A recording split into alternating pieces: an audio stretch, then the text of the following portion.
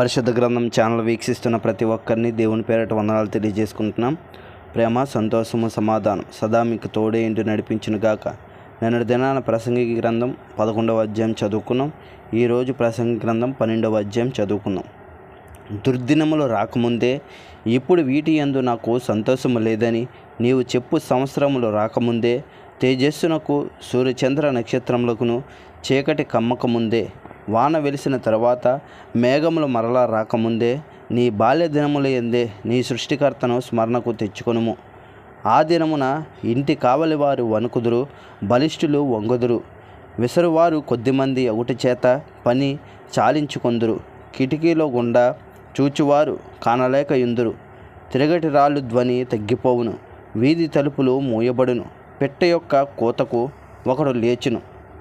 సంగీతమును చెయ్యు స్త్రీలు, నాదము చేయువారందరూ నిశ్శబ్దముగా ఉంచబడుదురు. ఎత్తు చోటులకు భయపడుదురు. మార్గముల యందు భయంకరమైనవి కనబడును. బాదము వృక్షము పువ్వులు పూయును, మిడత బరువుగా ఉండును, బుడ్డబుడుసు సొరకాయ పగులును. ఏలయనగా ఒకడు తన నిత్యమైన ఉనికి పట్టునకు పోవచ్చున్నాడు. వాని నిమిత్తము ప్రలాపించేవారు వీధిలో తిరుగుదురు. వెండి త్రాసు విడిపోవును, బంగారు గిన్నె పగిలిపోవును, దార యొద్ద కొండ పగిలిపోవును, బావి యొద్ద చక్రము పడిపోవును. మన్నైనది వెనుకటి వలె మరలా భూమికి చేరును. ఆత్మ దాని దయచేసిన దేవుని యొద్దకు మరలా పోవును. సమస్తము వ్యర్థమని ప్రసంగి చెప్పుచున్నాడు. సమస్తము వ్యర్థము. ప్రసంగి జ్ఞాని అయి ఉండెను.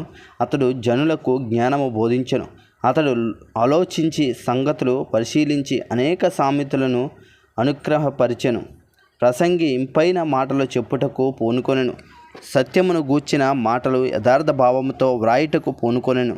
జ్ఞానులు చెప్పు మాటలు మూల కొలల వలెను చక్కగా కోర్చబడి బిగబొట్టబడిన మేకుల వలె ఉన్నవి. అవి ఒక్క కాపరి వలన అంగీకరింపబడినట్టున్నవి. ఇదియుగాక నా కుమారుడా, హితోపదేశములు వినుము. పుస్తకములు అధికముగా రచించబడును, దానికి అంతము లేదు. విస్తారముగా విద్యాభ్యాసము చేయుట దేహమునకు ఆయాసకరము. ఇదంతయు వినిన తరువాత తేలిన ఫలితార్థమిదే. దేవుని యందు భయభక్తులు కలిగి ఉండి ఆయన కట్టడాలను అనుసరించి నడుచుచుండవలెను. మానవ కోటికి ఇదే విధి.